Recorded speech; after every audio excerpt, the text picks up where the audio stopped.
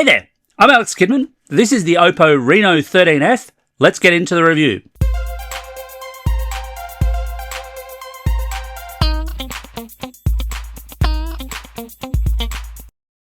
But before we start, I should point out this particular handset that I'm holding right here is a loaner from Oppo Australia. As soon as I finish filming this, it's heading back to them. I do think that this kind of ethical disclosure is kind of important. Now, on with the review. First of all, let's have a look at the design. So the Oppo Reno13 F is built around a 6.67-inch 2400 by 1080 pixel 120Hz capable display with a hole punch at the top middle of the phone to house its front-facing camera. If you're the type who fusses about bezels, yes, they're present, but they're on the minimal side. And at 192 grams, this is a moderately light phone, actually, for a phone its size. Controls are quite simple. They're located on the right-hand side with standard power button and volume controls, while unlocking is handled either via an in-display fingerprint reader or facial unlocking, though this is just your typical Android flat-faced unlock. I would not advise you to use it for purchase authorizations. If you're wise, the fingerprint reader works well enough in any case. Here in Australia, the Oppo Reno13 F sells in either luminous blue or plume purple finishes. It appears that there's a third colourway, graphite grey, but they're not selling that one here.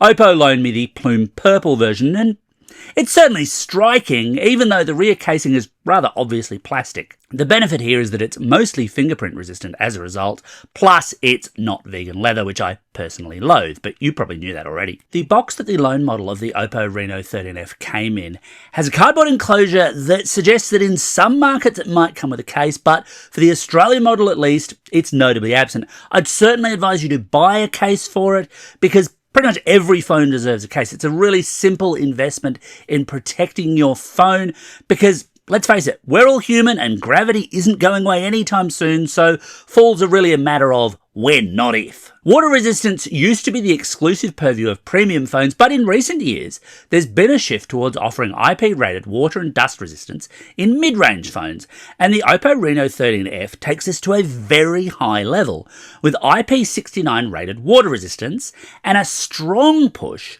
towards the idea that this is a phone that you could use as an underwater camera. Now, I have to preface what I'm about to say by saying I am not personally a lawyer. This is not, strictly speaking, legal advice, and it's rather specific to the Australian situation. So the push for underwater photography is a really interesting one under Australian consumer law, because Oppo also notes that water ingress, that is water coming into the phone, is not covered by its warranty, but it's stating, hey, this is a phone that you can use to take photos underwater. One of these things is, well, not like the other. Now, at IP69 levels, you're far more likely to have a decent chance of your phone surviving a fall into the pool or you deliberately taking photos in the pool. But I wouldn't push it. There is a fairly famous case here where Samsung actually got taken to the courts because of its claims around its Galaxy phones and water resistance, and it's why they actually state now, not recommended for beach or pool use. Oppo is treading, in my view, not a legal opinion again, a very fine line here, and you may have a case, if you accidentally did drown your Oppo Reno13 F, to challenge their no, that's not covered by warranty exclusion because of the way that they're going to advertise this particular phone. On the camera front, Oppo has long sold itself as a camera-centric smartphone provider, and on paper, the Reno13 F does bring with it some scope for better than usual mid-range photography. At the rear, you find a triple lens array built around a 50 megapixel wide sensor, 8 megapixel ultra-wide sensor, and a 2 megapixel macro sensor, while the front-facing camera has a 32 megapixel sensor. Now, smartphone photography is much more than just a sum of its megapixel counts, of course, but the story of the Reno13 F's camera performance is one that I'd really sum up more as adequate rather than exceptional.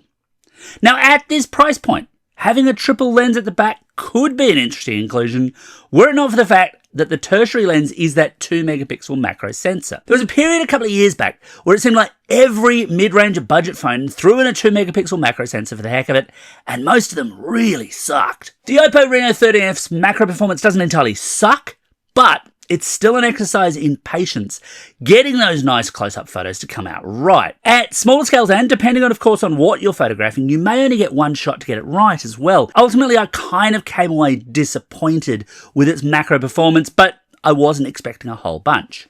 Otherwise, we're solidly in the space of a mid-range phone in early 2025, or late 2024, really, when it comes to camera performance. It is fine. It is, I guess, a testament to how good mid-range phones have become. Everyday lighting situations, yeah, you'll get decent photos out of it, but as soon as the light drops, it's going to struggle a fair bit more.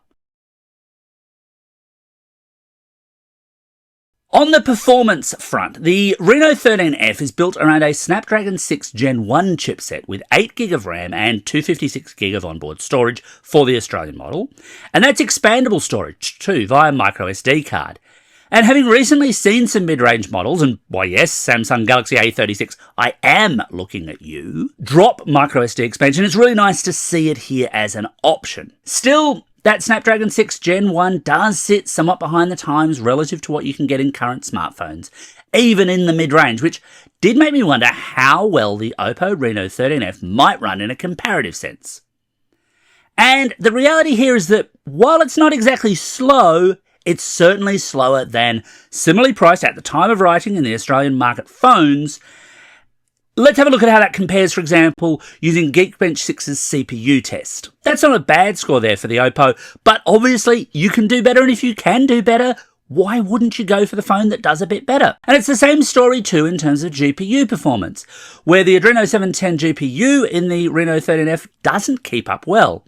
Here's how it compares using 3D Mark. Now, none of this should be taken to say that the Oppo Reno13 F is an incredibly slow phone. That's not what I'm trying to say here.